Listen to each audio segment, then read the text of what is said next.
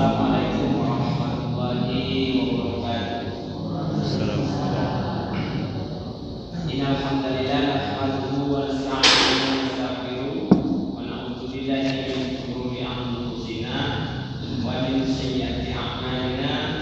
May yahdihillahu fala mudilla lahu wa may yudlilhu fala hadiya lahu. Asyhadu an la ilaha illallah wahdahu la syarika lahu wa asyhadu anna Muhammadan abduhu wa rasuluhu alladzi la nabiyya ba'dahu amma ba'd.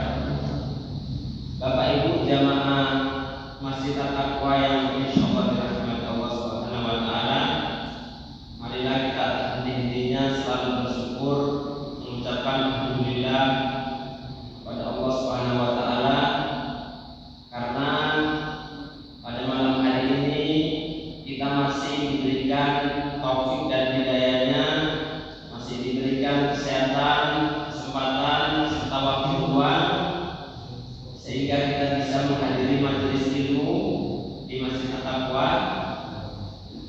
Dan semoga salawat serta salam semoga selalu tercurahkan kepada junjungan kita Nabi Agung Nabi Muhammad sallallahu alaihi wasallam serta kepada para keluarganya, para sahabat-sahabatnya dan juga para pengikutnya yang selalu setia mengikuti sunnah-sunnahnya. Alhamdulillahirabbil alamin, pada malam hari ini kita masih dipertemukan untuk bisa mengikuti kajian rutin, yaitu kajian kitab tauhid yang insyaallah tetap pada malam hari ini akan dilanjutkan oleh ustaz kita yaitu Ustaz Ikrimah, dan insyaallah nanti kajian kita juga ada tanya jawab yang mungkin dari bapak atau ibu ingin bertanya di seputar materi yang disampaikan oleh Ustaz, nanti bisa dipertanyakan. Untuk itu selanjutnya kepada Ustaz waktu dan tempat kami persilakan untuk melanjutkan kajiannya pada malam hari ini.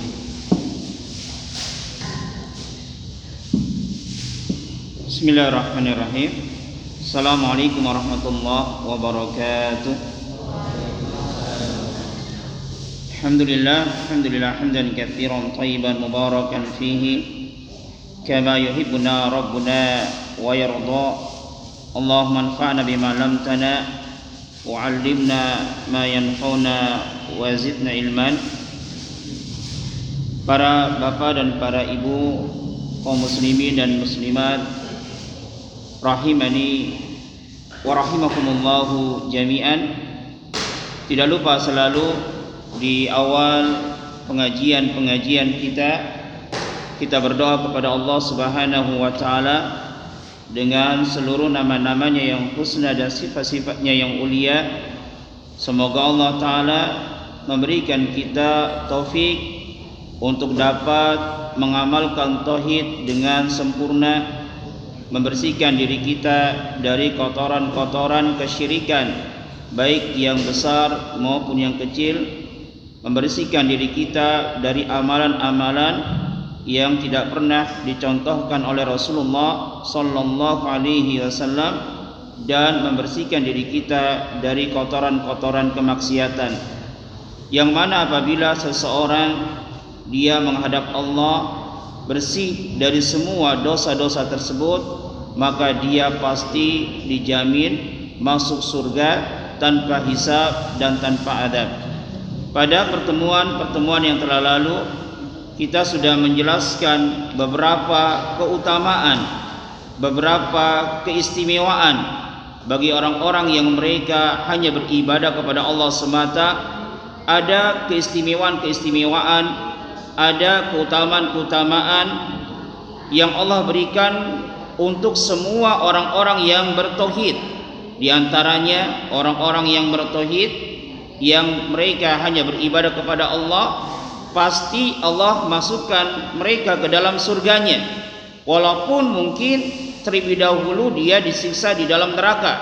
Selama dia mentauhidkan Allah, tidak melakukan kesyirikan, walaupun dia membawa dosa yang begitu banyaknya, bahkan diibaratkan dalam sebuah hadis dosanya sebesar atau sepenuh bumi, kalau dia tidak melakukan kesyirikan, maka dosa-dosa yang dia miliki ini akan diampuni oleh Allah Subhanahu wa taala. Ini diantara keutamaan tauhid yang Allah berikan pada setiap orang-orang yang bertauhid. Dan kita pun sudah jelaskan di sana ada sebuah keutamaan yang sangat agung yang tidak semua orang yang bertauhid Allah berikan. Siapakah mereka? Mereka adalah orang-orang yang mampu merealisasikan, mengamalkan tauhid, mentahqiq tauhid dengan sempurna.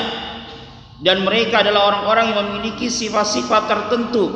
Pada pertemuan yang telah lalu kita telah sampaikan 4 sifat dari sifat-sifat orang-orang yang mentahqiq tauhid, yang dengannya dia masuk surga tanpa hisab dan tanpa adab, yaitu dalam surat Al-Nahl ayat 120, yang mana dalam ayat tersebut Allah Subhanahu wa taala menjelaskan 4 sifat yang ada pada diri Nabi Ibrahim. Dan tentunya tanpa diragukan lagi, Nabi Ibrahim alaihissalam yang Allah jadikan sebagai kekasihnya. Jadi para nabi dan rasul ini keutamaannya di sisi Allah bertingkat-tingkat. Rasul lebih utama dari para nabi. Rasul itu jumlahnya 313, nabi itu jumlahnya 2040. Mana yang lebih utama antara para nabi dengan para rasul? Tentunya yang lebih utama adalah rasul. Setiap rasul pasti nabi. Belum tentu nabi itu seorang rasul. Dan di antara rasul itu ada rasul-rasul yang menjadi pilihan, yaitu ulul azmi, 5 orang rasul yang memiliki kesabaran yang lebih. Mereka 5 orang rasul ini adalah rasul-rasul yang lebih utama dibandingkan rasul-rasul yang lainnya. Nabi kita Muhammad sallallahu alaihi wasallam termasuk ulul azmi. Kemudian Nabi Ibrahim alaihissalam, Nabi Isa, Nabi Musa dan Nabi Nuh alaihissalam. Kemudian di antara ulul azmi ini Allah lebih memuliakan, diambil 2 orang dari nabi tersebut yang Allah angkat sebagai Khalilullah, kekasihnya Allah. Hanya 2 orang nabi saja, yaitu Nabi Ibrahim alaihissalam dan Nabi kita Muhammad sallallahu alaihi wasallam. Kemudian di antara Nabi Ibrahim dan Nabi kita Muhammad sallallahu alaihi wasallam, Nabi kita Muhammad sallallahu alaihi wasallam ya Allah angkat menjadi nabi dan rasul yang terakhir yang Allah utus untuk semua manusia. Tentunya Nabi Ibrahim yang Allah jadikan sebagai kekasihnya, tentunya beliau termasuk orang-orang yang masuk surga tanpa hisab dan tanpa adab. Dalam ayat yang mulia ini An-Nahl ayat 120, Allah mensifati Nabi Ibrahim dengan 4 sifat. Ya, yang pertama adalah al-ummah. Inna Ibrahima kana ummatan. Sesungguhnya Ibrahim itu adalah seorang ummah. Apa itu ummah? Yaitu seorang imam yang menjadi panutan di dalam kebaikan. Berarti kalau kita ingin termasuk dari orang-orang yang masuk surga tanpa hisab dan tanpa adab, kita harus memiliki sifat al-ummah, orang yang terdepan, yang dia menjadi panutan di dalam kebaikan. Dan tentunya orang yang seperti ini adalah orang-orang yang memiliki sifat-sifat yang mulia. Kedua, dari sifat Nabi Ibrahim adalah qanitan lillahi. Apa itu makna dari qanit? Itu orang yang senantiasa berada di atas ketaatan kepada Allah Subhanahu wa taala. Dalam kehidupan dia sehari-hari, mulai dia tidur sampai bangun tidur lagi, melakukan suatu aktivitas, ya, dia tidak lepas dari ketaatan kepada Allah Subhanahu wa taala. Walaupun mungkin ketaatan yang dia lakukan itu sedikit, tapi senantiasa dia lakukan. Walaupun dia hanya bisa mampu sholat malam hanya 3 rakaat, dia lakukan. Walaupun dia hanya mampu dalam sehari baca Al-Quran 1 lembar, senantiasa dia lakukan setiap hari, nggak terputus. Ini makna dari al-qanit. Jadi al-qanit itu bukan dilihat dari banyaknya amalan yang dia lakukan kemudian setelah itu putus, nggak pernah mengamalkannya. Ini bukan al-qanit namanya. Al-qanit itu orang yang rutinitas melakukan suatu amalan, walaupun amalan yang dia lakukan itu adalah sedikit. Dan inilah amalan yang dicintai oleh Allah. Sebagaimana Rasulullah sallallahu alaihi wasallam bersabda, ahabul amal ilallah adwamuhu wa in qalla. Jadi amalan yang paling Allah cintai adalah amalan yang adwamuhu, senantiasa dia lakukan walaupun amalan tersebut adalah sedikit. Kemudian sifat yang ketiga yang Allah sifati pada diri Nabi Ibrahim, hanifan. Beliau adalah seorang yang hanif, seorang yang lurus, yaitu orang yang menghadap Allah Subhanahu wa taala dengan mentauhidkannya dan menjauhi segala macam bentuk kesyirikan. Dan sifat yang keempat, walam yakun minal musyrikin, beliau adalah termasuk dari orang-orang yang tidak pernah melakukan kesyirikan dan berlepas diri kepada orang-orang yang melakukan kesyirikan. Ini 4 sifat yang ada pada diri Nabi Ibrahim yang telah kita jelaskan pada pertemuan yang telah lalu. Sekarang kita masuk pada dalil yang kedua yang dibawakan oleh Syekh Muhammad At-Tamimi untuk menjelaskan sifat-sifat orang yang masuk surga tanpa hisab dan tanpa adab. Beliau membawakan dalil surat Al-Mu'minun ayat 57 sampai 60. Yang mana ayat ini Allah Subhanahu wa taala pun mensifati orang-orang yang beriman dengan 4 sifat. Allah taala berfirman, "Innal ladzina hum min khasyati rabbihim musfiqun walladzina hum bi ayati rabbihim yu'minun walladzina hum bi rabbihim la yusyrikun walladzina yu'tuna ma atau wa qulubuhum wajilatun annahum ila rabbihim raji'un." Dijelaskan oleh para ulama, fi hadhil ayat dzakarahallahu bi arba'i sifat kulluha min tahqiqit tauhidi. Jadi di dalam ayat ini Allah Subhanahu wa taala menyebutkan 4 sifat. Yang 4 sifat ini semuanya termasuk dari sifat-sifat orang-orang yang mentahqiq tauhid, yang merealisasikan tauhid, yang dengannya dia bisa masuk ke dalam surga tanpa hisab dan tanpa adab. Yang pertama, innal ladzina hum min khasyati rabbihim musfiqun. Sesungguhnya orang-orang yang mereka terhadap Rabb mereka sangat berhati-hati. Kenapa? Karena mereka takut kepada Allah Subhanahu wa taala. Sifat yang pertama ini adalah memiliki sifat merasa selalu takut kepada Allah Subhanahu wa taala. Takut itu kalau dalam bahasa Arab itu ada 3 istilah. Tapi kalau kita artikan ke dalam bahasa Indonesia artinya sama, takut. Yang pertama ada namanya khaufun. Khaufun artinya takut. Yang kedua namanya rohbatun. Rohbatun juga ya artinya takut. Yang ketiga namanya khasyatun. Khasyatun juga takut kalau kita artikan dalam bahasa Indonesia. Tapi kalau dalam istilah bahasa Arab, 3 istilah ini kalau kita artikan ke dalam bahasa Indonesia itu dengan takut, maka dalam bahasa Arab dijelaskan oleh para ulama 3 lafaz ini, 3 istilah ini hakikatnya memiliki perbedaan. Yang pertama, apa sih perbedaan antara khaufun dan khasyah yang biasa kita artikan dengan takut? Perbedaannya, kalau khaufun yaitu seseorang dia takut kepada sesuatu, namun terkadang dia tidak mengilmui hakikat sesuatu yang dia takutkan itu, dia nggak mengilmui, cuman katanya dan katanya saja. Jadi dia nggak mengetahui hakikat dari apa yang dia takutkan. Ini bisa dikatakan dengan khauf.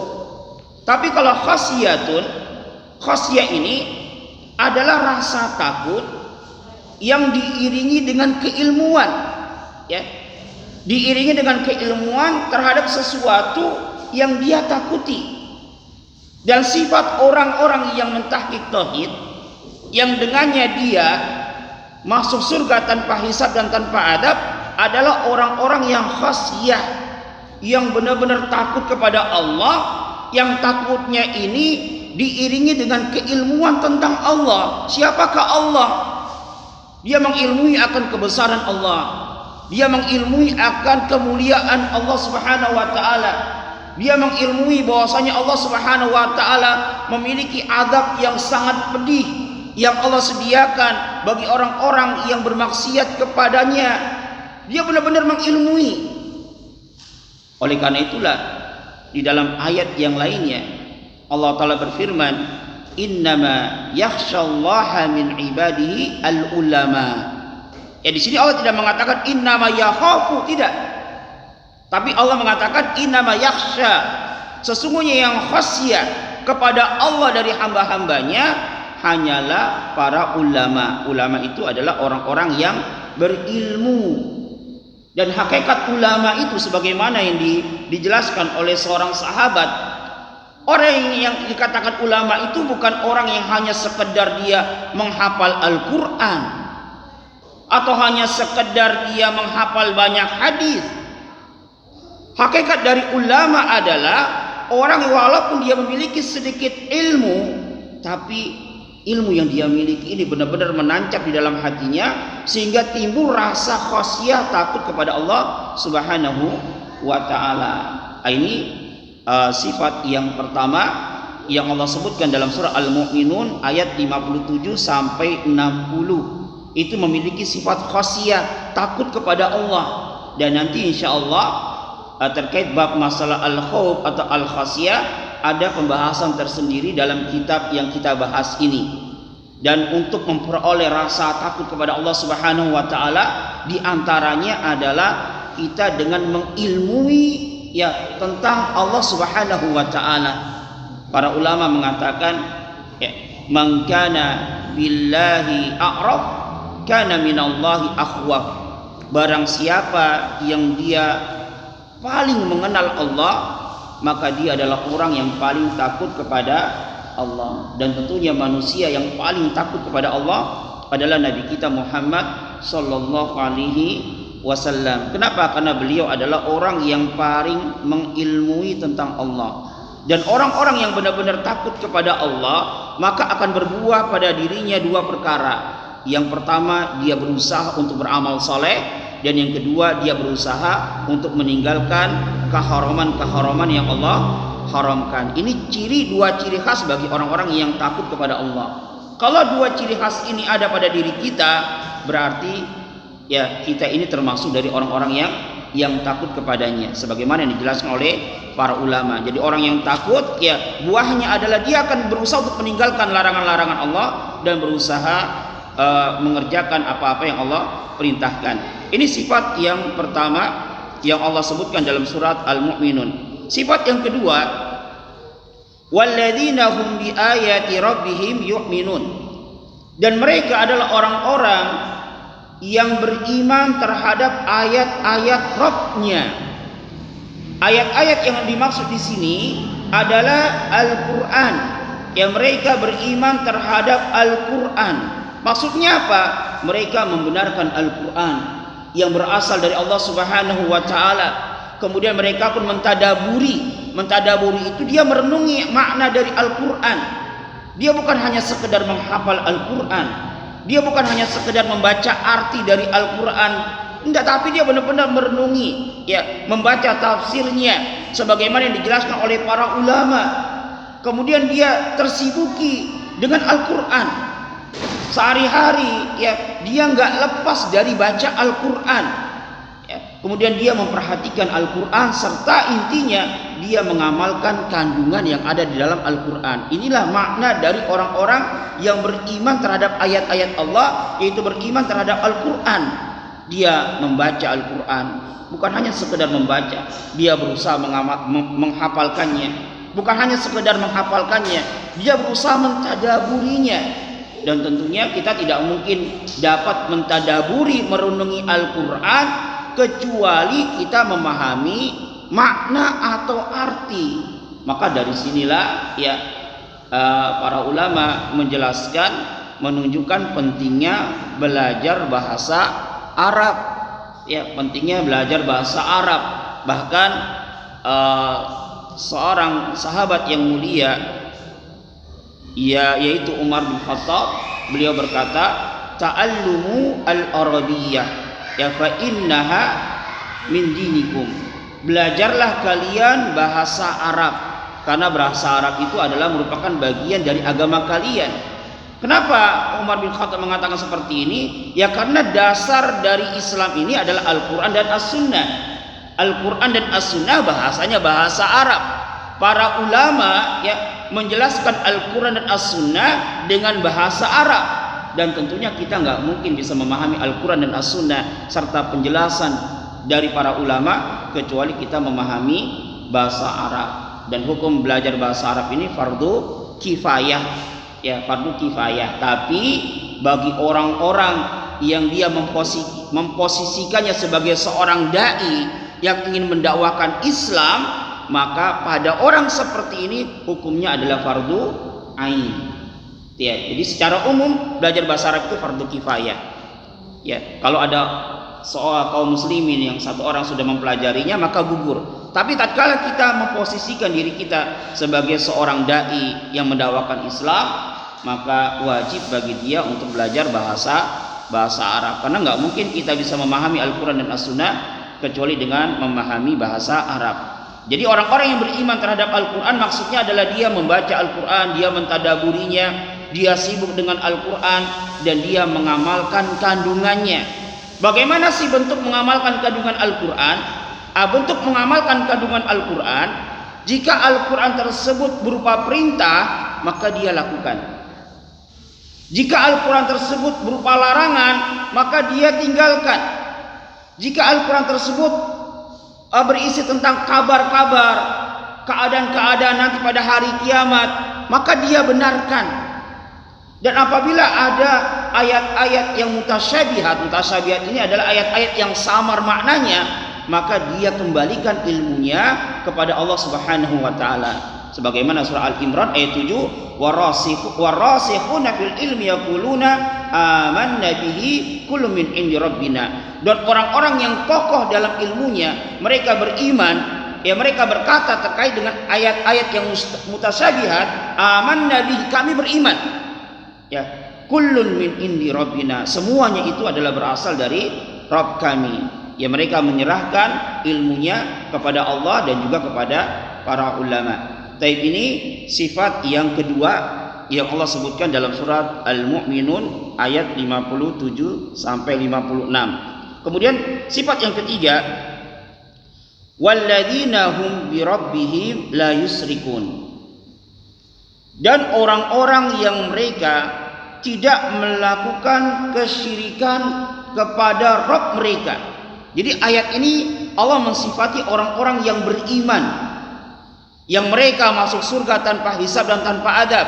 Yang pertama, mereka takut khasyah kepada Allah. Yang kedua, mereka beriman terhadap Al-Quran, mentadaburinya. Jika ada perintah, langsung dilakukan. Jika ada larangan, langsung ditinggalkan.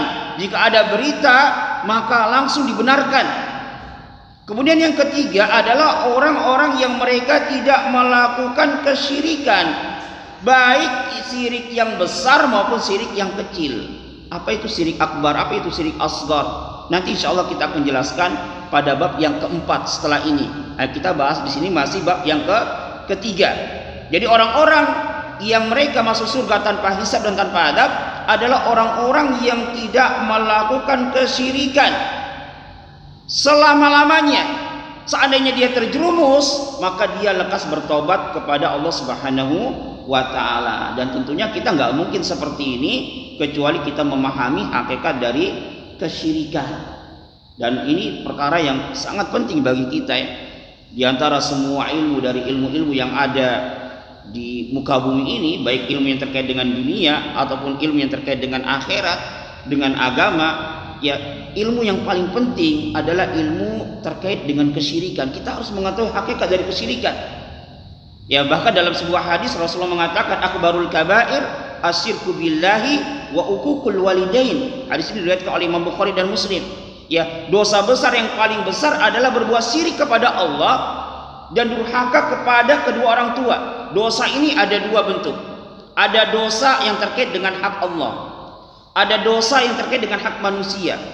Dosa yang paling besar yang terkait dengan hak Allah adalah kesyirikan. Dosa yang paling besar yang terkait dengan manusia adalah seorang anak durhaka kepada kedua orang tuanya. Ya, maka kita pernah sampaikan pula dalam bab yang pertama, ayat-ayat yang memerintahkan dan melarang. Yang pertama kali, ya, perintah dan larangan itu adalah perintah untuk mentauhidkan Allah, wa'budullaha wa la tusyriku bihi syai'an wa bil walidaini ihsana. Ini selalu digandengkan. Sembahlah Allah Subhanahu wa taala dan janganlah melakukan kesyirikan dan berbuat baiklah kepada kedua orang tua. Ini ada hak Allah dan hak manusia. Sebesar-besar hak Allah adalah kita hanya beribadah kepada Allah Subhanahu wa taala. Baik. Ini sifat yang ketiga dari orang-orang yang mereka masuk surga tanpa hisab dan tanpa adab adalah orang-orang yang tidak melakukan kesyirikan. Dan sekali lagi tentunya kita nggak mungkin bisa menghindarkan diri kita dari kesyirikan kecuali kita memahami hakikat dari kesyirikan. Biasa saya gambarkan, kalau kita seandainya berjalan sebuah jalan yang gelap, tidak ada cahaya, di situ banyak lubang-lubang, kemudian dalam lubang tersebut banyak binatang-binatang yang berbisa. Kalau kita berjalan di jalan tersebut tanpa ada cahaya, kita nggak tahu di situ ada lubangnya. Kita nggak tahu, padahal di situ ada lubangnya, tapi kita nggak tahu apa yang terjadi. Tentunya kemungkinan besar kita akan jatuh ke dalam lubang tersebut. Kenapa? Karena kita nggak tahu di situ ada lubangnya.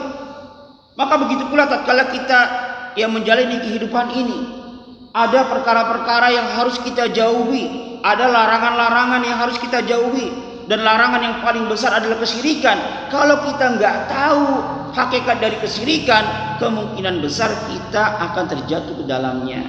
Tapi kalau kita tahu hakikat dari kesyirikan, ya ibaratnya kita jalan di sebuah jalan yang gelap, tapi kita punya cahaya, kita punya senter. Kita jalan, di situ ada lubang, kita bisa menghindar.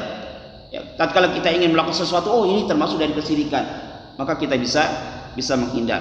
Tapi kemudian sifat yang keempat yang Allah sebutkan dalam surah Al-Mu'minun ayat yang ke-60 ini, walladzina yu'tuna ma atau wa qulubuhum wajillatun annahum ila rabbihim raji'un.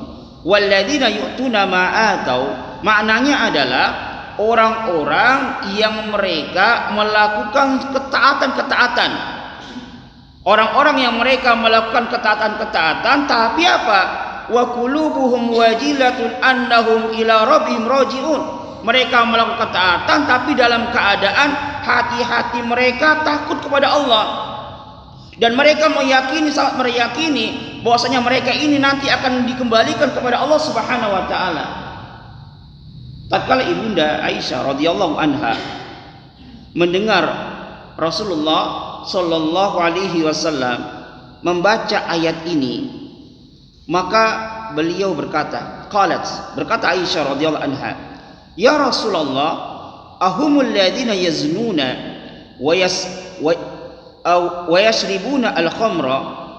Wahai Rasulullah, apakah orang-orang yang dimaksud dalam ayat tersebut, walladzina yu'tuna ma atau wa qulubuhum wajilatun annahum ila rabbihim raji'un, adalah orang-orang yang mereka berzina, atau apakah mereka adalah orang-orang yang mencuri, ataukah mereka orang-orang yang minum khamar sehingga mereka wa yakhafuna ayu'adzabu bidzunubihim, sehingga mereka takut mereka disiksa dengan sebab dosa-dosa mereka.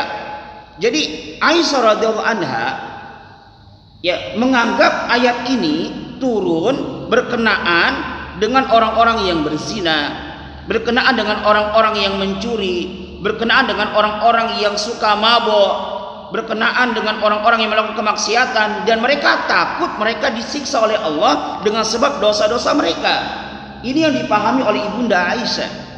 Maka Rasulullah mengatakan, la ibnata as-siddiq, bukan wahai anaknya as-siddiq, anaknya Abu Bakar, karena Aisyah adalah anaknya Abu Bakar. Walakinnahum, akan tetapi mereka itu, orang-orang yang dimaksud dalam ayat ini adalah yusalluna, mereka adalah orang-orang yang salat. Wa yasumuna, mereka adalah orang-orang yang berpuasa. Wa yujahiduna, mereka adalah orang-orang yang berjihad. Wa yakhafuna ayuradda alaihim a'maluhum, tapi mereka takut amalan-amalan mereka ini ditolak oleh Allah Subhanahu wa taala. Luar biasa. Kalau kita terlalu pede, amalan kita pasti diterima oleh Allah Subhanahu wa taala. Ciri orang yang beriman, mereka khawatir atas amal-amalan ibadah yang mereka lakukan, mereka khawatir amalan mereka Allah tolak. Berarti hal ini menunjukkan mereka tidak ujub bangga diri terhadap amal yang mereka lakukan. Kita baru bisa nyumbang sedikit saja dari pembangunan masjid sudah bangga, sudah ngomong ngalor ngidul misalnya. Kita sudah bisa sholat malam mungkin 11 rakaat sudah cerita-cerita. Ujub dia, bangga diri. Oh ini kalau sekolah tidak ada saya mungkin gak bakalan maju seperti ini. Nah, ini orang-orang yang ujub, dia bangga terhadap apa yang dia lakukan. Tapi ciri orang yang beriman yang Allah sebutkan di dalam ayat ini, mereka adalah orang-orang yang melakukan ketaatan tapi mereka gak ujub. Mereka gak ada rasa bangga diri. Bahkan mereka takut amalan mereka ini ditolak oleh Allah Subhanahu wa taala. Dan tentunya ya selain kita merasa takut dengan ditolaknya amal kita oleh Allah Subhanahu wa taala, kita pun harus ada rasa harap. Nanti ada pembahasan tersendiri tentang rasa takut dan harap, roja dan khauf kalau dalam istilah bahasa para ulama. Kita dalam beribadah kepada Allah ini harus didasari 3 pokok. Ya, yang pertama adalah rasa cinta, yang kedua adalah rasa takut, dan yang ketiga adalah rasa harap. Kita beribadah didorong karena rasa cinta kita kepada Allah. Tatkala kita beribadah harus ada perasaan takut nih, jangan-jangan nanti ibadah saya nggak diterima oleh Allah. Tapi pun harus ada rasa harap, semoga ya Allah engkau terima. Ya, nanti akan ada pembahasan kira-kira mana yang harus lebih kita tekankan, rasa takut atau rasa harap dalam kehidupan kita sehari-hari. Ada ulama yang mengatakan takut dan harap itu harus seimbang. Ada yang mengatakan harus lebih ditekankan rasa takutnya dibandingkan harap. Ada yang mengatakan harus harapnya yang lebih besar dibandingkan takut. Ini dari pendapat-pendapat para ulama yang intinya nanti semuanya benar. Ya, semuanya benar dilihat dari kondisi dari orang tersebut. Terkadang dia samakan, terkadang dia besarkan rasa harapnya, terkadang dia besarkan rasa takutnya. Kalau disamakan, dijelaskan oleh para ulama, tatkala seseorang dalam keadaan sehat, kemudian dia gemar melakukan ibadah, senang melakukan ibadah, rajin melakukan ibadah, dan dia secara fisik sehat, maka pada saat itu dia harus menyamakan rasa takut dan rasa harap. Harus seimbang rasa takut dan rasa harap. Dia beribadah harus ada rasa takut ditolak oleh Allah, tapi juga harus ada rasa harap. Kalau seseorang dalam keadaan sehat namun dia banyak bermaksiat kepada Allah, mana yang harus lebih ditekankan? Maka yang harus lebih ditekankan pada saat itu adalah rasa takutnya, jangan rasa harapnya. Kalau orang sehat kemudian dia banyak melakukan kemaksiatan, nanti juga Allah ampuni, nggak bakalan bertobat-tobat. Pada saat itu dia harus lebih tekankan rasa takutnya. Ya, bagaimana kalau nanti tatkala saya bermaksiat ternyata Allah mencabut ruh saya mati dalam keadaan su'ul khotimah. Ini harus lebih dia tekankan. Ya, sampai kapan dia lebih tekankan rasa takutnya? Sampai dia bertobat kepada Allah. Setelah dia bertobat maka dia kembali seimbangkan. Kapan dia tetap lebih tekankan rasa roja atau harapnya?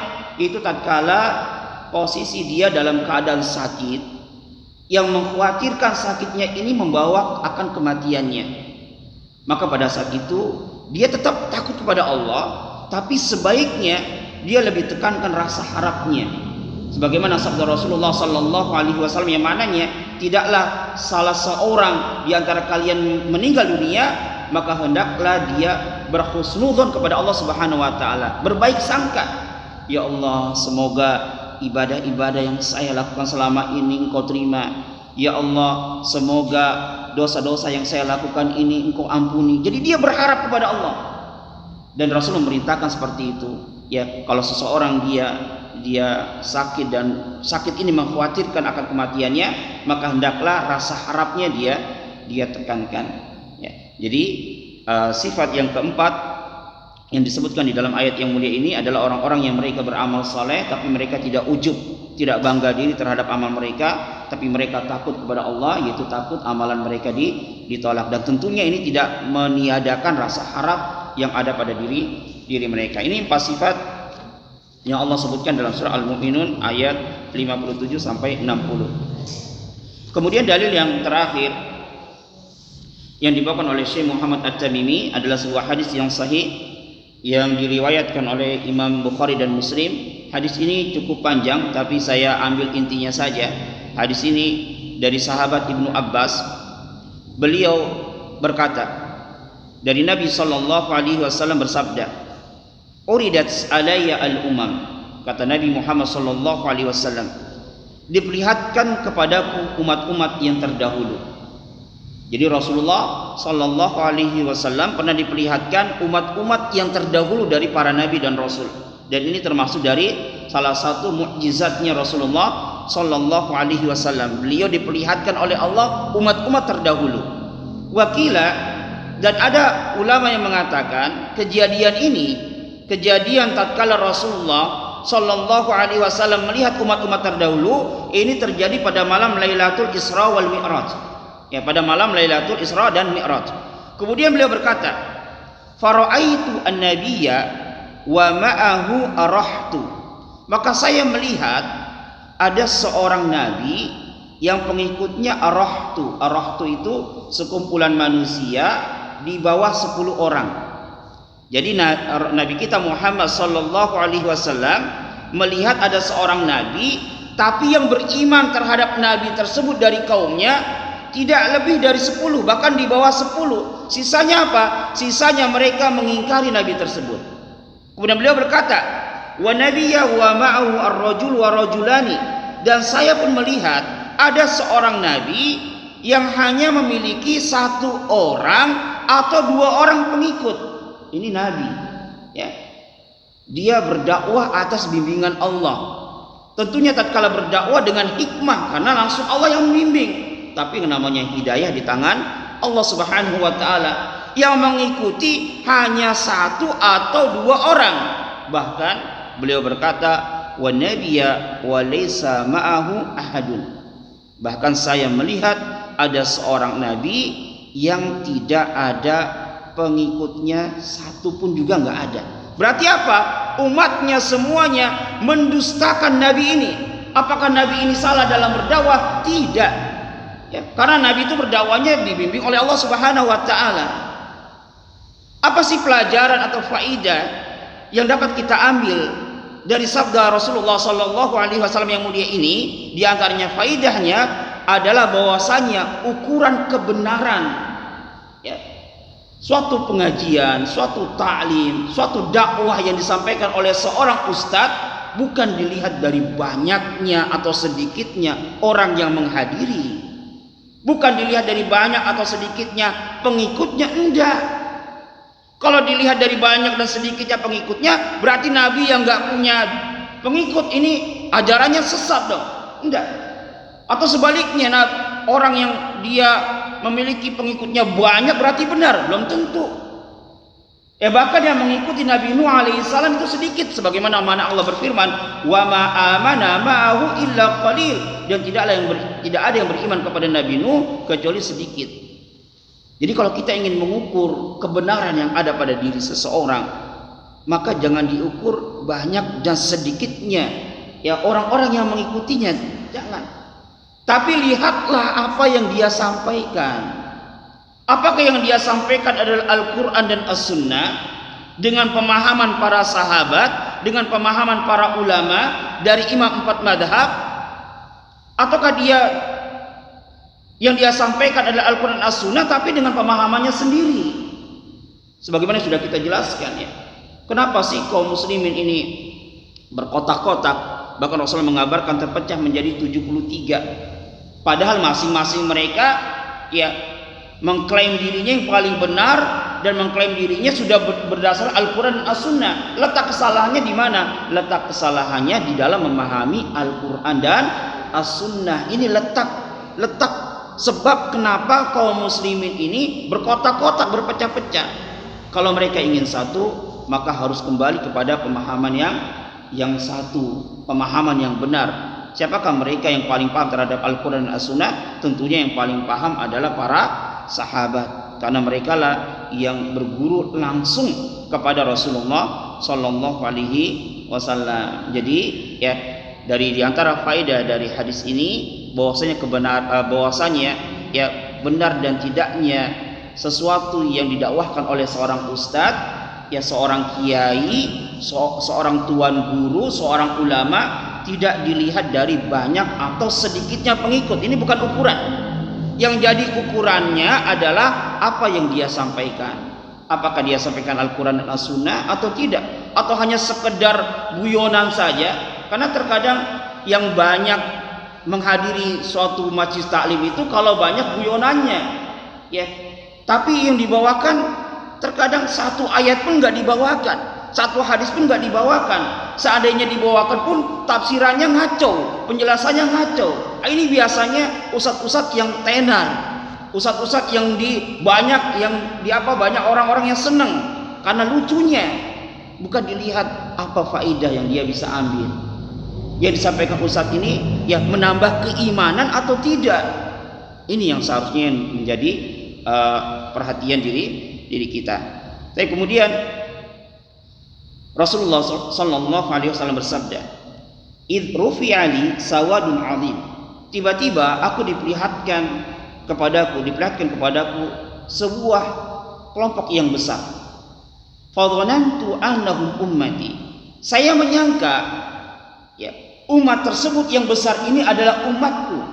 Jadi Nabi sallallahu alaihi wasallam tatkala melihat ada seorang nabi yang pengikutnya di bawah 10, ada seorang nabi yang pengikutnya hanya 1 atau 2, atau bahkan ada nabi yang tidak memiliki pengikut, tiba-tiba beliau diperlihatkan oleh Allah umat yang cukup besar, dan beliau menyangka bahwasanya umat tersebut yang diperlihatkan adalah umat beliau, karena beliau ini memang termasuk nabi yang paling banyak pengikutnya. Kemudian tapi di sini dikatakan faqilali, maka dikatakan kepadaku hadza Musa wa qaumuhu, itu adalah Nabi Musa dan kaumnya.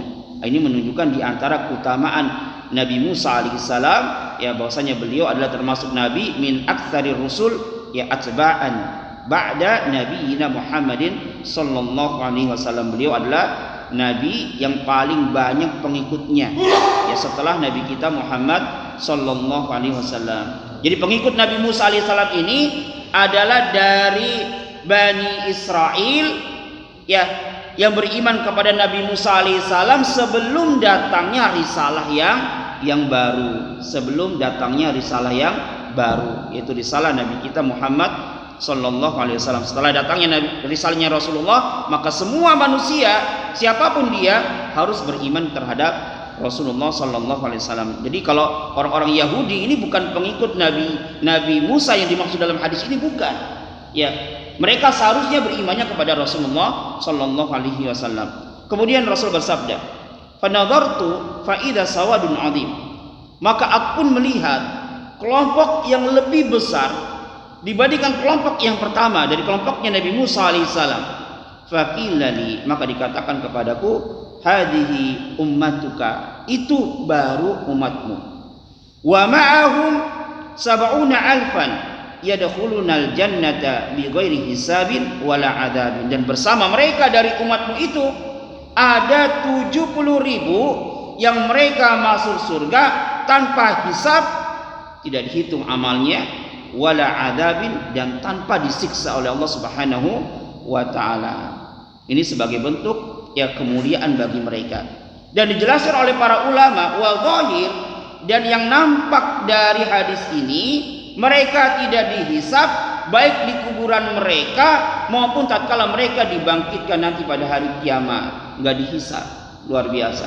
Sisanya manusia ya mereka dihisab oleh Allah Subhanahu wa taala. Ada yang dihisab dengan hisaban yasiran, ada di antara mereka yang dihisab oleh Allah dengan hisab yang mudah. Ada di antara mereka yang berbantah-bantah terlebih dahulu, ya, tidak mengakui apa yang mereka lakukan, berbantah-bantah dengan Allah Subhanahu wa taala, yang akhirnya mulutnya Allah kunci sehingga nanti tangannya jadi saksi, bumi yang dia injak tak kala bermaksiat kepada Allah jadi saksi. Ini orang-orang yang hisabnya dengan hisab yang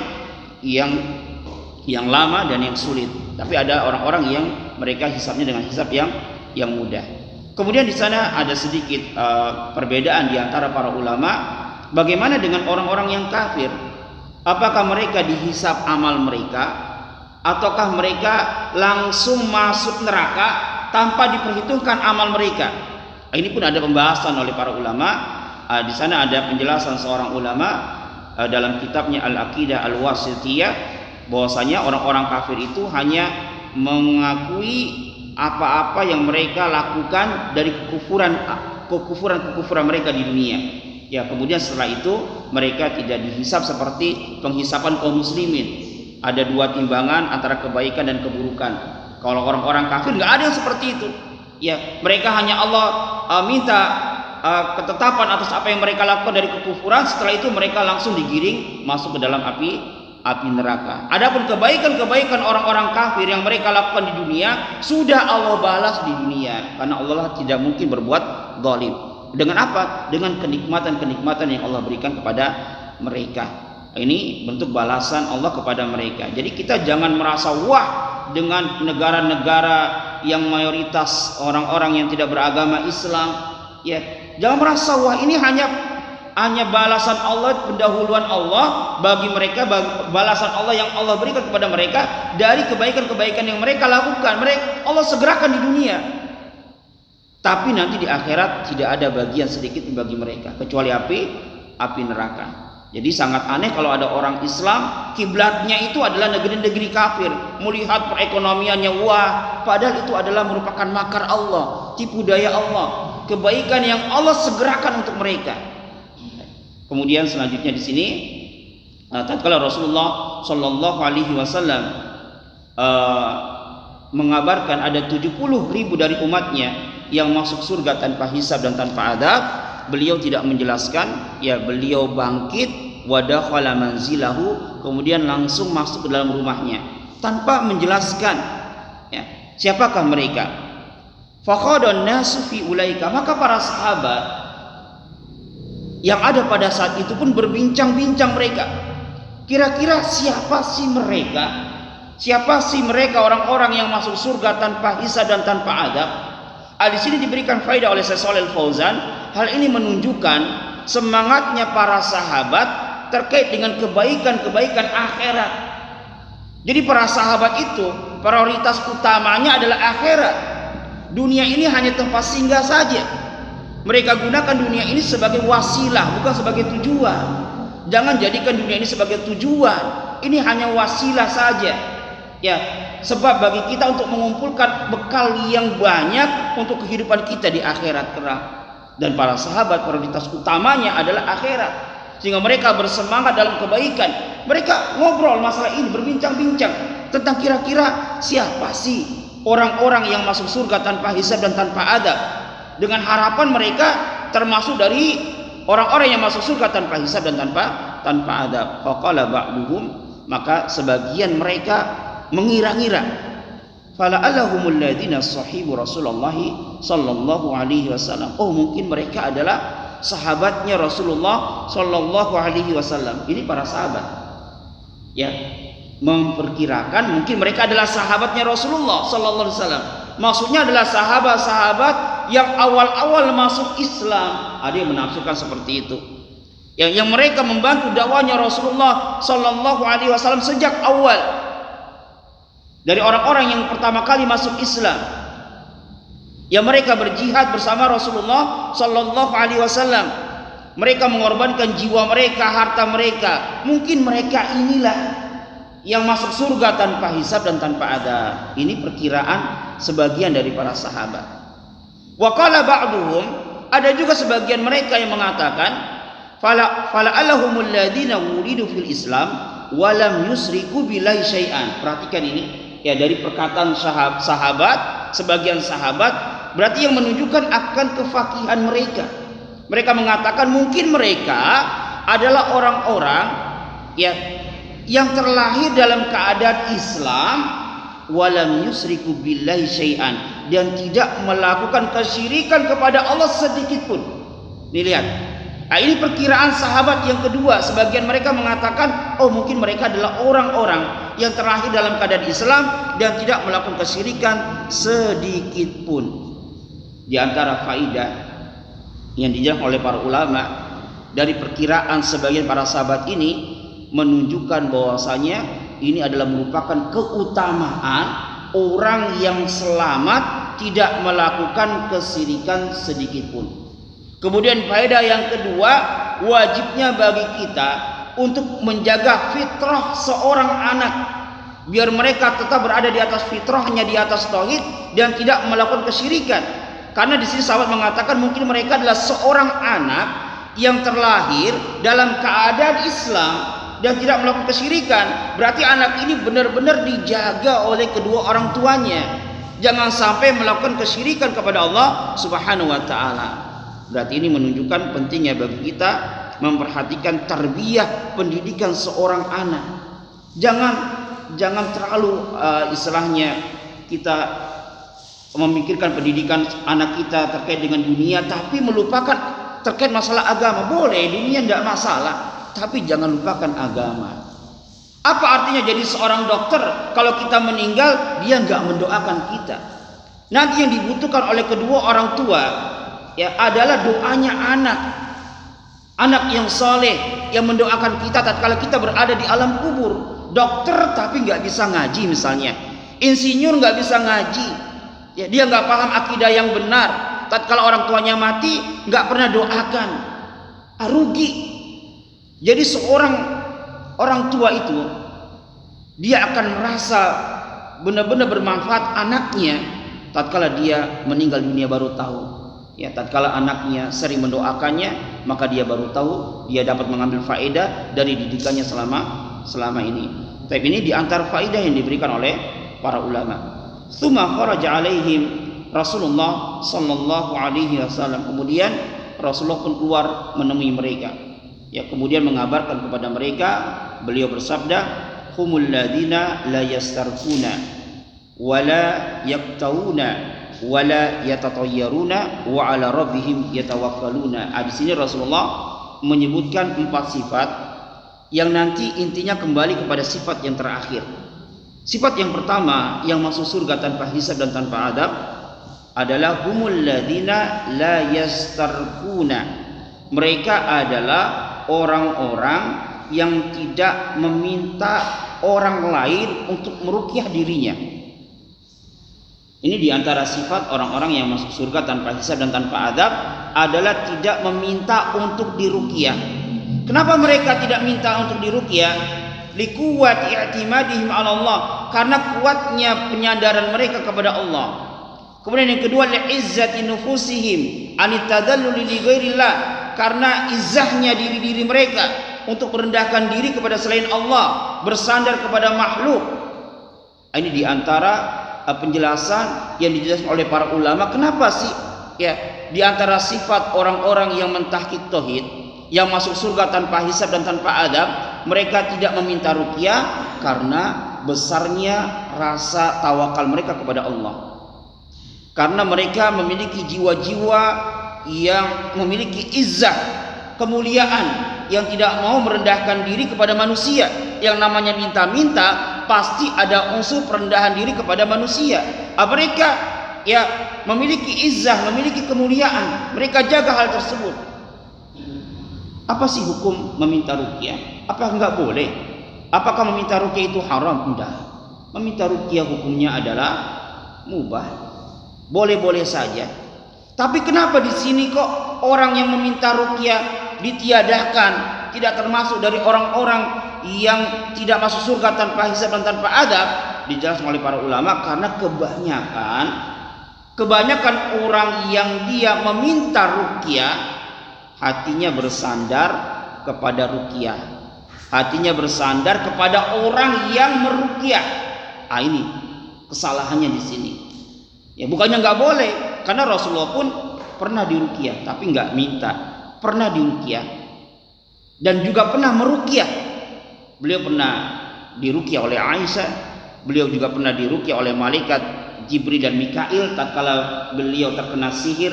Ya, nanti akan datang penjelasannya terkait dengan bab masalah sihir. Ya, Rasulullah pernah diruqyah tatkala disihir oleh seorang penyihir dari Yahudi.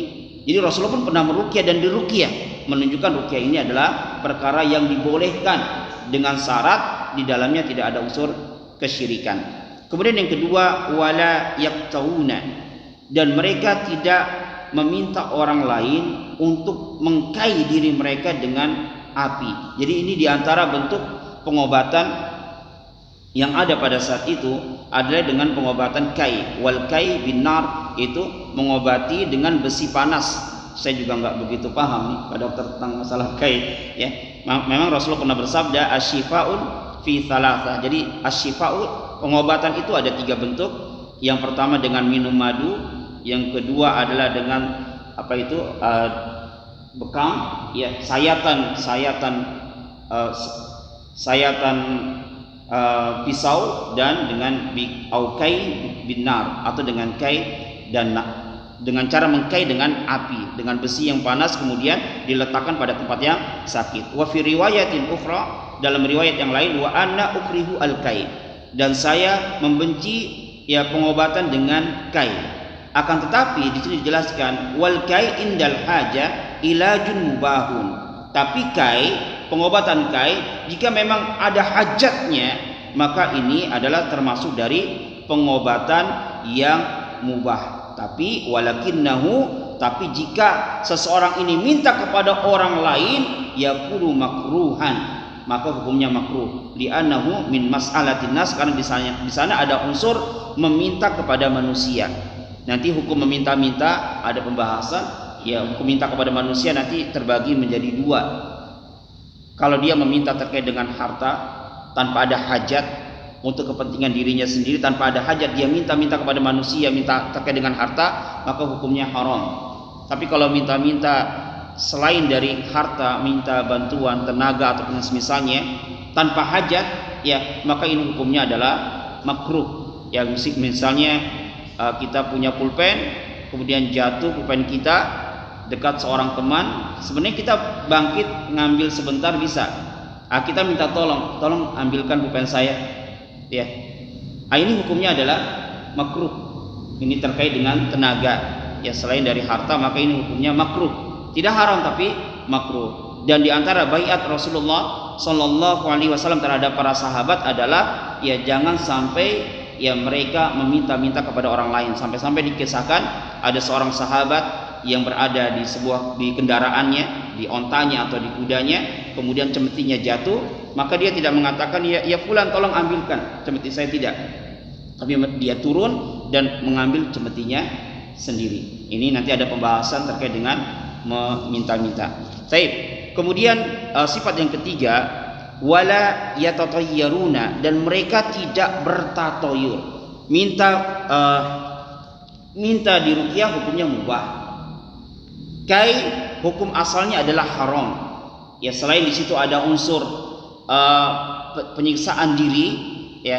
Kemudian di dalam kai ini biasanya kai ini dijelaskan di sini jalan terakhir yang dilakukan oleh orang-orang Arab zaman dahulu. Jika obat-obat yang lain ini nggak mempan, dia menggunakan sebelum dikai biasanya mengobati pengobatan yang lainnya.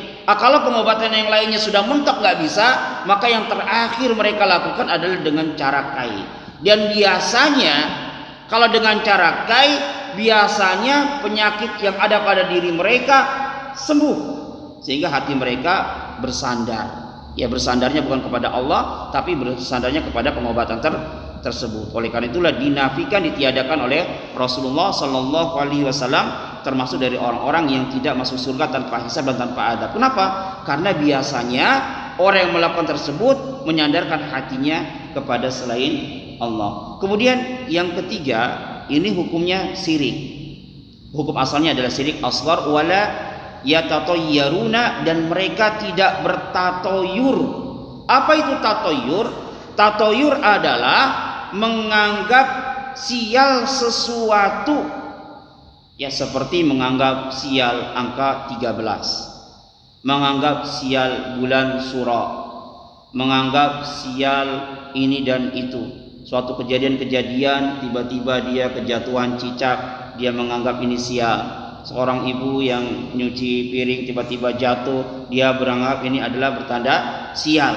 Ini termasuk dari tatoyur, menganggap sial sesuatu yang tidak terbukti secara syar'i maupun qadari bahwasanya sesuatu tersebut adalah mendatangkan kesiaran. At-tiyaratu syirkun, at-tiyaratu syirkun. Ya, tatayur itu adalah syirik, tatayur itu adalah syirik kata Rasulullah sallallahu alaihi wasallam. Dan masalah tatayur insyaallah nanti ada pembahasan tersendiri insyaallah taala di kitab yang insyaallah kita akan bahas ini. Kemudian yang terakhir, sifat yang terakhir yang mengumpulkan semuanya ini, wa ala rabbihim yatawakkaluna, dan hanya kepada Rabb mereka lah mereka bertawakal kepada Allah. Dan orang itu dikatakan bertawakal adalah jika dia menyandarkan hati kepada Allah dengan penyandaran yang benar disertai dengan pengambilan sebab. Oleh karena itulah orang-orang yang mentahqiq tauhid bukannya orang-orang yang enggak berobat, bukannya orang-orang yang enggak mau mengambil sebab, bukan. Mereka mengambil sebab, mereka berobat. Ya, bahkan Rasulullah sallallahu alaihi wasallam pun memerintahkan untuk berobat. Beliau pernah bersabda dalam sebuah hadis yang diriwayatkan oleh Abu Daud dan Tirmidzi, "Tadawu ibadallah wala tatadawu bi haram." Berobatlah wahai kalian hamba-hamba Allah dan janganlah kalian berobat dengan perkara yang haram. Diperintahkan kita berobat. Diperintahkan kita untuk mengambil sebab. Dan hakikat dari orang yang bertawakal adalah orang yang dia menyandarkan dirinya kepada Allah, tapi dia pun harus mengambil sebab. Nanti ada pembahasan tersendiri tentang bab tawakal. Orang itu dikatakan tawakal jika terpenuhi dua syarat. Yang pertama, dia harus menyandarkan hatinya kepada Allah dengan penyandaran yang benar. Kedua, dia harus mengambil sebab. Kalau hanya sekedar bertawakal, nggak mau mengambil sebab, bukan bertawakal, namanya bunuh diri. Ya. Orang bertawakal harus mengambil sebab. Siapa sih orang yang paling bertawakal? Rasulullah sallallahu alaihi wasallam. Dijelaskan oleh para ulama, lihat Rasulullah, manusia yang bertawakal kepada Allah, beliau saja mengambil sebab. Tatkala berperang, beliau memakai baju besi agar enggak terkena ya pedang ataupun panah musuh. Bahkan yang dipakai baju besinya itu bukan satu katanya, tapi 2 lapis baju besi. Berarti Rasulullah mengambil sebab. Tatkala Nabi Musa alaihissalam dikejar-kejar oleh Fir'aun, kemudian ya jalan buntu, depannya adalah lautan, belakangnya adalah Fir'aun. Apakah seketika itu pula Allah langsung menolong? Tidak. Nabi Musa Allah perintahkan terlebih dulu apa? Langsung apa? Diperintahkan untuk memukul lautan. Padahal seandainya Allah langsung belah lautan bisa aja tanpa dipukul oleh tongkatnya Nabi Musa.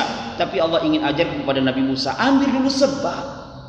Dengan sebabnya apa? Dengan memukul tongkatnya ke lautan, maka terbelahlah jalan untuk Nabi Musa alaihissalam. Jadi orang yang bertawakal bukan orang yang tidak mau mengambil sebab. Dia harus mengambil sebab.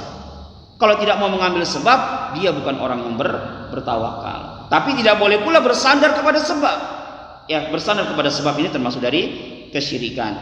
Tapi kemudian mendengar sabda Rasulullah sallallahu alaihi wasallam, berkatalah seorang sahabat, ya, faqama Ukasha bin Mihsan, sahabat yang mulia, dan beliau adalah termasuk dari orang-orang yang pertama kali masuk Islam, dan beliau banyak mengikuti peperangan bersama Rasulullah, perang Badar ya, dan perang yang lainnya. Sebelum meninggalnya Rasulullah, ya, selalu berperang bersama Rasulullah sallallahu alaihi wasallam. Ya, sahabat yang mulia ini dengan semangatnya dia langsung berdiri. Ini menunjukkan kita harus berlomba-lomba di dalam kebaikan, jangan sampai telak dalam kebaikan. Ya, sahabat ini langsung Ukasha bin Mihsan berdiri. Kemudian faqala, beliau berkata, "Ya Rasulullah, ud'ullaha ayaj'alani minhum." Wahai Rasulullah, doakan kepada Allah agar saya termasuk dari mereka. Apa faedah yang dapat kita ambil dari hadis yang mulia ini? Di antara faedahnya termasuk dari doa yang disyariatkan bertawasul. Ya, nanti ada pembahasan masalah tawasul. Ada tawasul yang dilarang, ada tawasul yang disyariatkan. Nanti patokan kita, dasar kita adalah Al-Quran dan As-Sunnah. Di antara tawasul di dalam berdoa kepada Allah yang dibolehkan adalah bertawasul kepada orang saleh yang masih hidup, bukan yang sudah mati, tapi yang masih hidup. Sebagaimana Ukasha di sini meminta didoakan oleh Rasulullah, dan Rasulullah masih hidup, bisa melakukannya.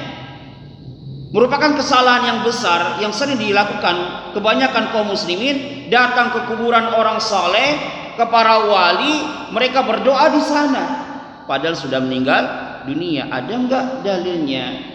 Para sahabat tatkala meninggalnya Rasulullah, apakah mereka datang ke kuburan Rasulullah kemudian minta, ya Rasulullah berdoa dong kepada Allah agar saya mendapatkan ini dan itu? Tidak ada. Dan ini pernah terjadi, terbukti. Para sahabat tidak melakukan hal tersebut. Itu tatkala terjadinya musim kemarau pada zaman Umar bin Khattab. Pada saat itu Umar mengumpulkan manusia. Kemudian yang dipanggil adalah Abbas. Umar berkata, ya Allah, dulu sewaktu Rasulullah masih hidup, ya, kami berdoa kepadamu dengan wasilah nabimu dan engkau pun menurunkan hujan. Dan sekarang kami bertawasul dengan paman nabimu, yaitu Abbas. Kemudian Umar berkata, ya Abbas, kum, wahai Abbas berdiri dan berdoalah kepada Allah. Maka Abbas pun berdoa kepada Allah. Maka seketika itu pula ya Allah turunkan hujan berkat doanya Abbas. Apakah pada saat itu Umar datang ke kuburannya Rasulullah, padahal tinggal di Madinah, kuburan Rasulullah dekat? Kalau seandainya itu boleh, niscaya Umar akan melakukannya. Tapi apa? Tidak. Karena tahu Rasulullah sudah meninggal dunia. Idza matal insanu inqata amaluhu. Jika seorang manusia itu meninggal dunia, Rasulullah manusia, terputus amalnya. Tidak bisa berbuat apa-apa. Nah, ini diantara tawasul yang disyariatkan, yaitu meminta doa kepada orang soleh dengan catatan yang masih hidup. Maka Rasulullah bersabda, anta minhum, engkau termasuk. Ya, Rasulullah mengabarkan kepada sahabat yang mulia ini, engkau termasuk dari orang-orang yang masuk surga tanpa hisab dan tanpa adab. Dan terjadilah apa yang terjadi. Ya, Rasulullah mengabarkan sesuatu yang tentunya ini adalah wahyu dari Allah Subhanahu wa taala. Wa ma yantiqu anil hawa in huwa illa wahyun yuha. Dan Ukasha sahabat yang mulia ini, beliau wafat dalam keadaan mati syahid pada peperangan melawan nabi palsu, kalau tidak salah melawan Musailamah al-Kadzdzab. Beliau mati dalam keadaan syahid.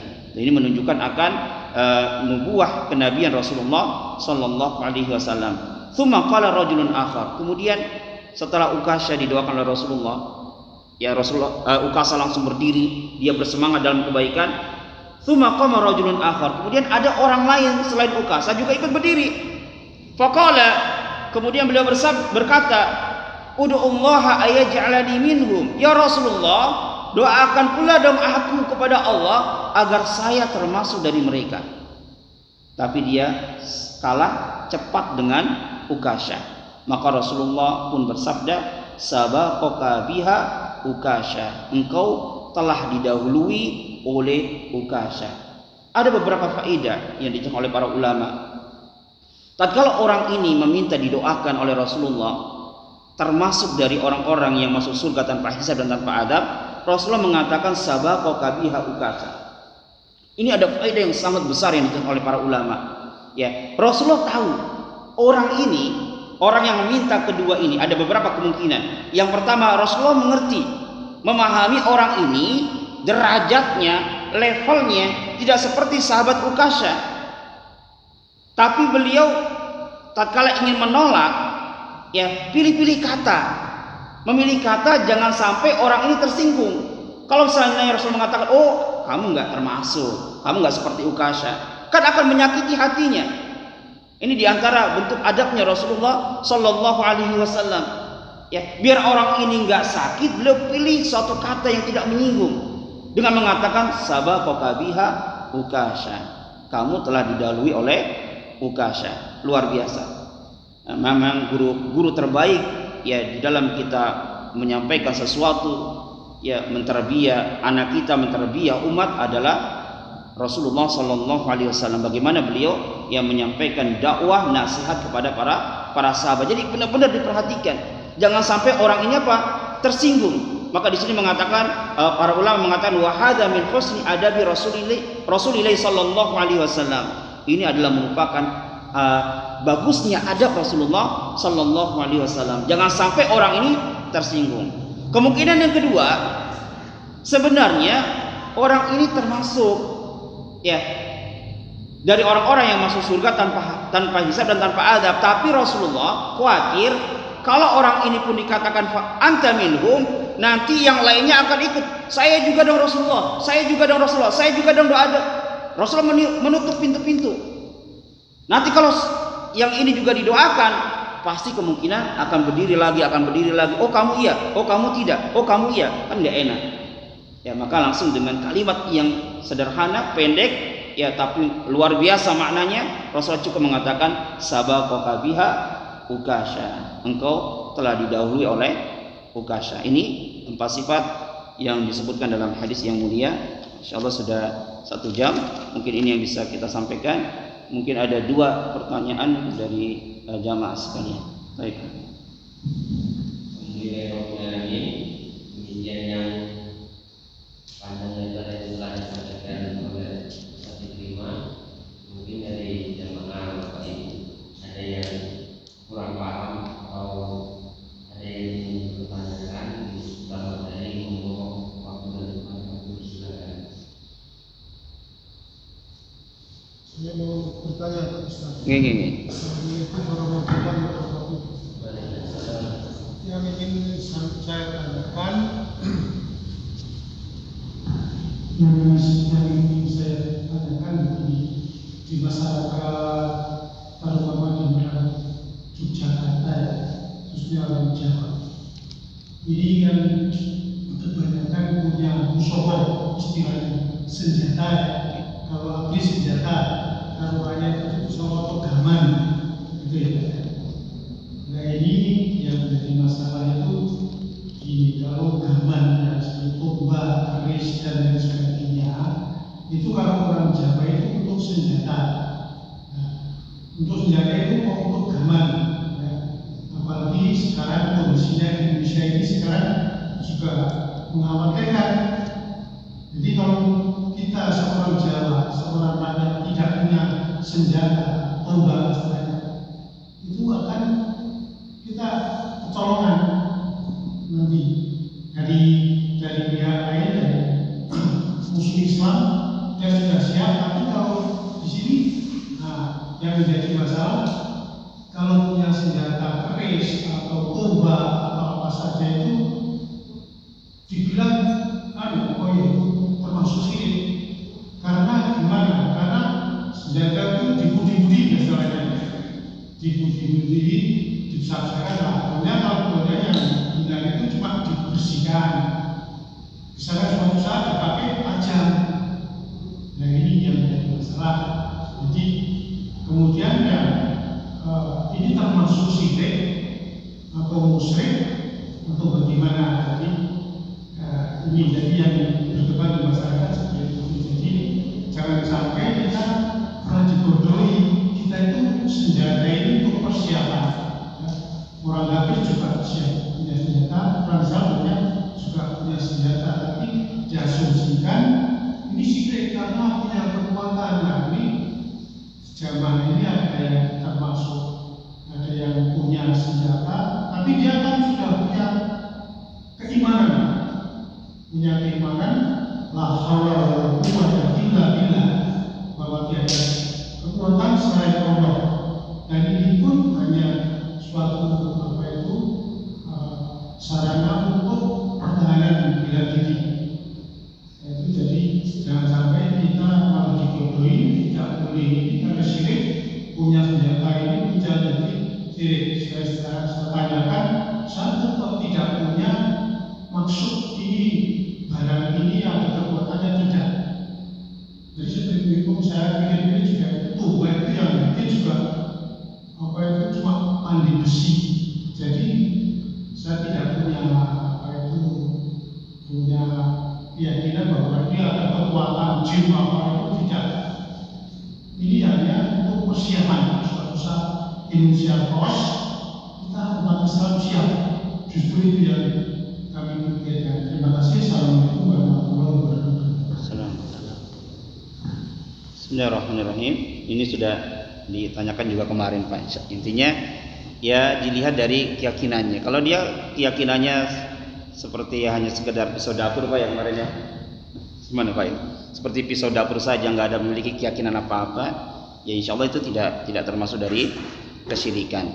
Tapi kalau dia memiliki keyakinan senjata ini memiliki kesaktian seperti orang-orang musyrikin yang tatkala berperang menggantungkan senjatanya di pohon-pohon bidara dengan keyakinan senjatanya akan sakti mandraguna, maka ini termasuk dari kesyirikan. Tapi kalau tidak memiliki keyakinan seperti itu, ya senjata biasa, dia nggak memiliki suatu kelebihan, tergantung dari orang yang memakainya. Karena Rasulullah juga punya pedang, ya itu pun termasuk dari senjata, dan tidak memiliki keyakinan apa-apa, ya tidak memiliki keyakinan memiliki kesaktian mandraguna istilahnya kalau istilah kita, maka yang seperti ini tidak mengapa insyaallah taala kalau tidak ada keyakinan. Nanti insyaallah pembahasan masalah ini ya akan lebih kita jelaskan di bab yang ke-7 Pak. Insyaallah taala ada pembahasan terkait masalah jimat, nanti dimasukkan ke dalam ini. Biar lebih ininya lagi kita bawakan dalil-dalilnya. Mohon maaf Ustaz, saya jamaah baru di sini, baru pertama untuk kajian malam ini. Dan malam hari ini alhamdulillah temanya sangat bagus ya. Ada 2 tema. Tema pertama mengenai sifat orang yang bisa masuk surga tanpa hisab. Ada 4 sifat yang tadi disampaikan oleh Ustaz. Yang ketiga, kalau tidak salah, yaitu sifat orang yang tidak melakukan kesyirikan. Tidak melakukan kesyirikan. Tidak melakukan kesyirikan. Oke. Mohon dijelaskan Ustaz, yang dimasukkan syirik besar, kemudian syirik kecil. Pertanyaan yang pertama. Yang kedua,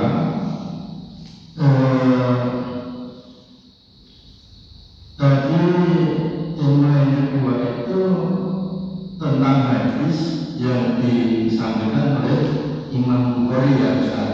Oke. Kebetulan ini tadi satu pun tidak ada yang masuk di pikiran saya. Ya karena yang saya Ustaz ini cara penjelasannya sudah levelnya pada santri yang mungkin sudah agak tinggi kelasnya ya Ustaz. Sementara yang saya tidak memandang yang lain, tapi khususan untuk saya yang banyak yang tidak paham. Tetapi untuk tema yang pertama tadi tentang sifat orang yang bisa masuk surga tanpa hisab sudah dijelaskan oleh Ustaz, yaitu pada surat Al-Mu'minun ayat 50 sampai 60. Ini mungkin nanti setelah di rumah saya bisa baca, saya buka dan saya baca tafsirnya dan sebagainya.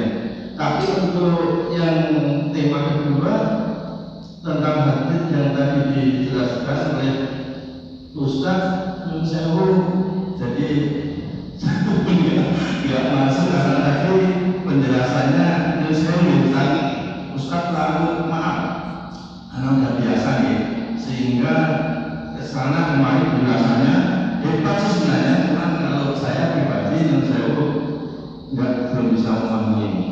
Kemungkinan saya sebagai jamaah baru yang sama nanti saya akan mengikuti terus, karena kalau Ustaz ingat saya kan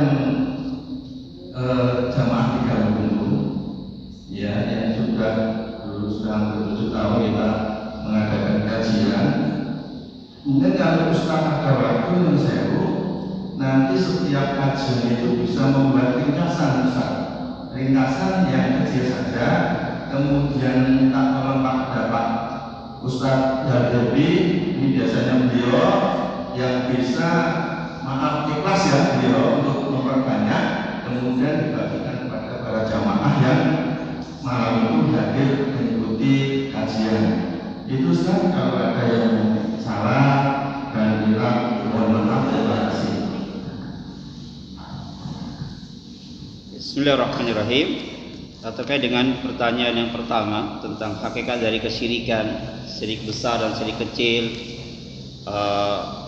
bentuk-bentuknya, sebenarnya nanti setelah ini kita akan jelaskan di bab yang keempat, insyaallah taala. Bab yang keempat diberikan judul oleh penulis bab al-khaufu minasyirki, bab takut dari kesyirikan. Nanti di antara poin-poin pembahasan di bab yang keempat ini kita akan jelaskan pada pertemuan yang akan datang, itu pengertian syirik dan pembagiannya. Kemudian poin yang terakhir nanti perbedaan antara syirik yang akbar dan syirik yang asghar.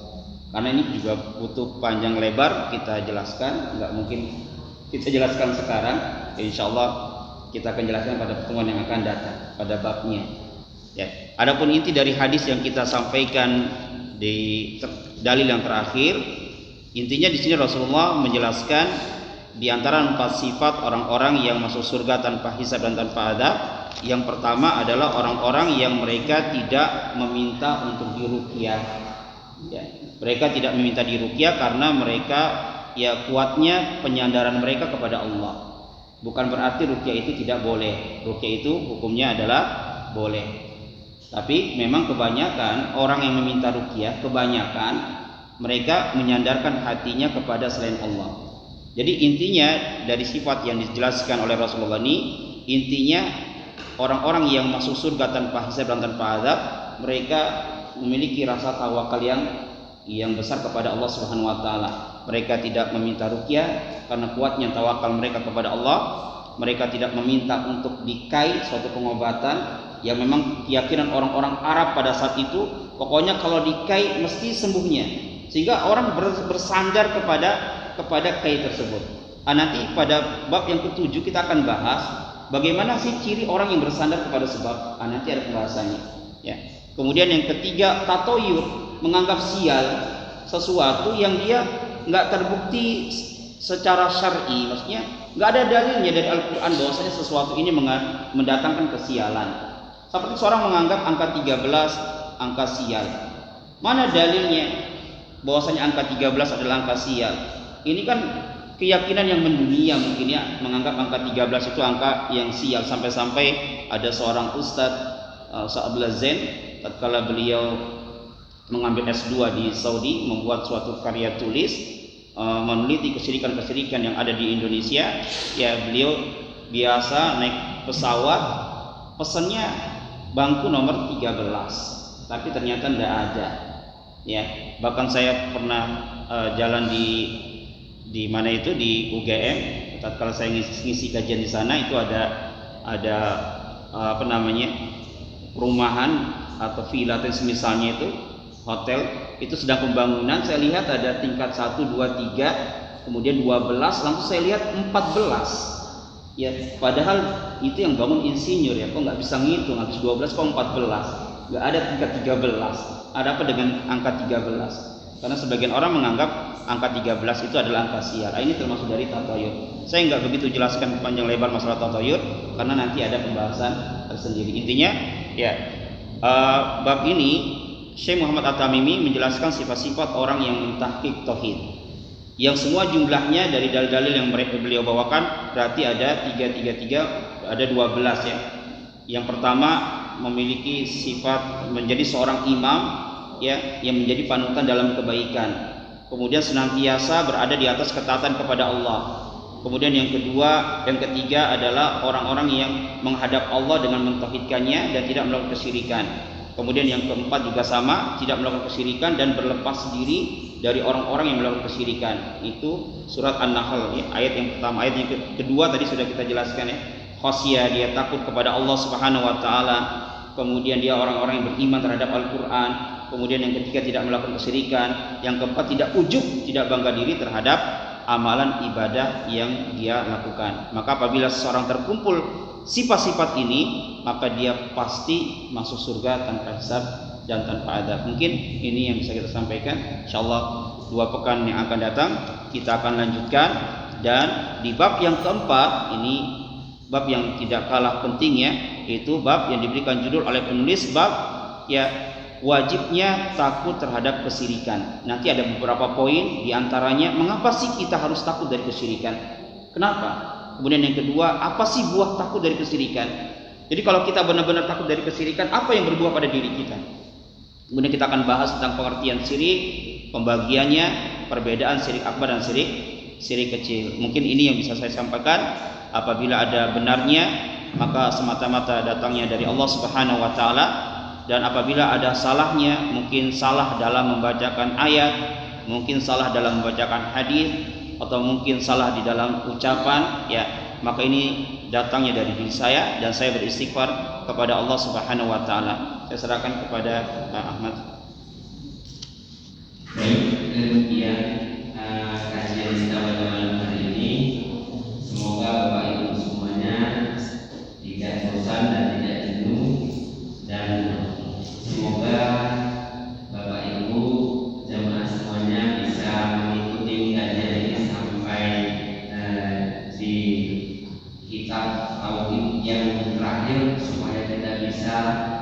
mengamalkan dan supaya kita bisa termasuk orang-orang yang masuk surga tanpa dihisab dan tanpa